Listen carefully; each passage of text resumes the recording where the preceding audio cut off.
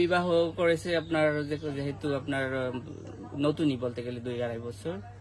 তো বিয়ের পর থেকে মা ওর সাথে শহরে থাকে। তো এই ওয়াইফের যেহেতু জেনারেশন গ্যাপ আছে, ওয়াইফের ওই মা পলাশে খুব ভালোবাসে, পলাশ মারে খুব ভালোবাসে, আর ওয়াইফকে খুব ভালোবাসে, মানে ওর দুজনকেই ভালোবাসে প্রচুর পরিমাণে। কিন্তু ওই ওয়াইফের ওই জিনিসটা পছন্দ ছিল না যে মাকে কেন বেশি ভালোবাসে।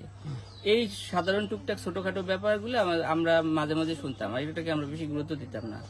ওই ওয়াইফ হচ্ছে ওভার, মানে প্রচন্ড পরিমাণে রাগী, এই প্রায় প্রায় ওই ঘর থেকে বের হয়ে যেত, আবার ডেকে আনতো, কখনো আবার এই ঘুমের ওষুধ খাইতো।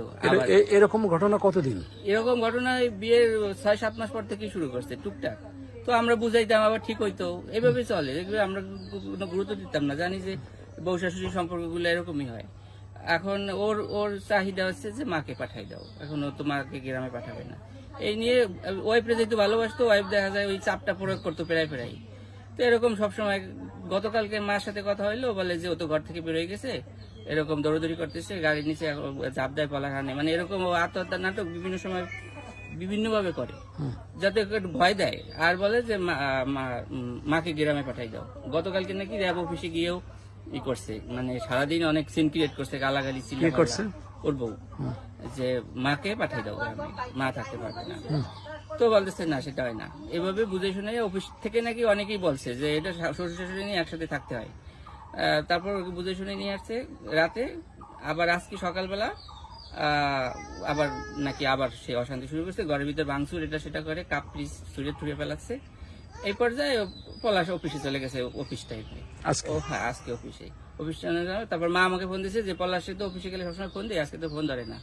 আমি বলছি যে ধরবে না, হয়তো ব্যস্ত আছে, কারণ ও একটা অপারেশনে গেছে, তো ফোন ধরে না কেন। আমি বলছি আচ্ছা ধরবে না, পরে দাও। এর ভিতরে এখান থেকে সেখান থেকে টুকটাক ফোন আসছে যে পলাশে কি হয়েছে, পলাশে কি হয়েছে। আমি ফোন দিচ্ছি, কেউ ফোনে ধরে না। এর ভিতরে একটা ফেসবুকে দেখলাম যে ওর রিভলভার দিয়ে যে গুলি করছে সেটার রক্তাক্ত লাশ। তখন অনেকটা আমরা শিওর হয়ে গেছি। আসতে অফিস থেকে ফোন দিল, গোপালগঞ্জ র্যাব অফিস থেকে ফোন দিল, মোটামুটি এখন শিওর 100% যে আত্মহত্যা করছে। এই প্ররোচনা, ওয়াইফের প্ররোচনা এখানে। এই এখন আমরা চাচ্ছি ও যাতে পালাই যেতে না পারে।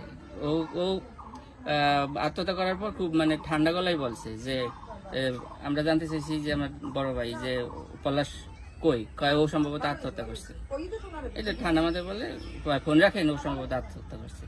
এই তারপরে শিওর হওয়ার জন্য এদিক সেদিক ফোন দিয়ে আমরা জানতে পারছি যে এই ভাই চলে গেছে। তো আপনাদের সন্দেহ যে তার আত্মহত্যার পিছনে তার বউর ওয়াইফের প্ররোচনা। এখানে ফ্যামিলিতে 3 সদস্য।